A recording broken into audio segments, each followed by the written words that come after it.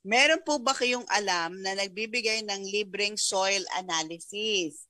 Kung may bayad, mahal po ba ito? Ayan, soil analysis. Ang soil analysis po, meron pong province na libre. Okay. Pero meron din naman pong merong may bayad. Pero ang bayad naman po, minimal lang. Minimal na. Okay. So, Yung hindi tanong po, galing kay Greg ng Muntinlupa. kasi Meron ba? meron kaming napuntahang probinsya. Oo. Libre yung kanilang soil analysis. Oo. Ewan ko kung paano na ano yun. Pangasinan kasi area nung nagulat nga ako. Basta Okay. dali yung lupa doon, i-analyze nila bago. Free daw, free. Yun daw ang ano ng kanilang Local government. Okay. Like, Yung question galing kay Greg ng Muntinlupa, pero sabi niya, may namana ako na lupa sa probinsya. Gusto ko sana taniman. So, mahalaga, Kuya Ramil, ang soil analysis. Lalo na kung mag-start ka pa lang. mm,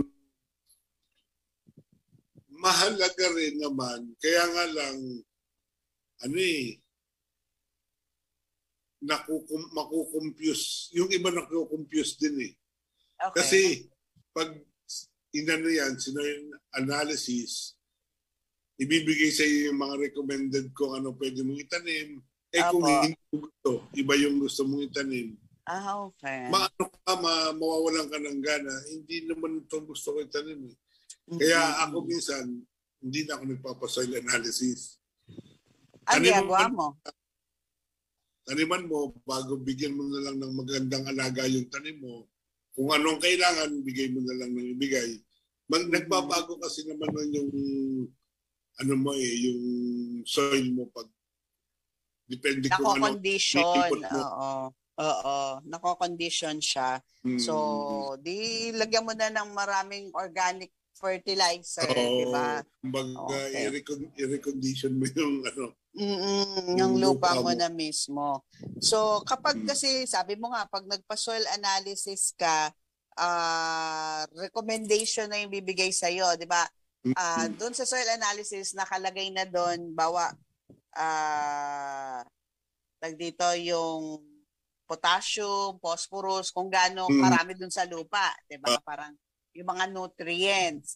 So, sila, babase lang doon kung anong klase ng fertilizer lalagay mo, gaano kadami, parang ganoon naman ang mangyayari. So, kung mahal ang soil analysis at may bayad, ayun, i-recondition mo na lang yung lupa mo. Okay, sige, yan.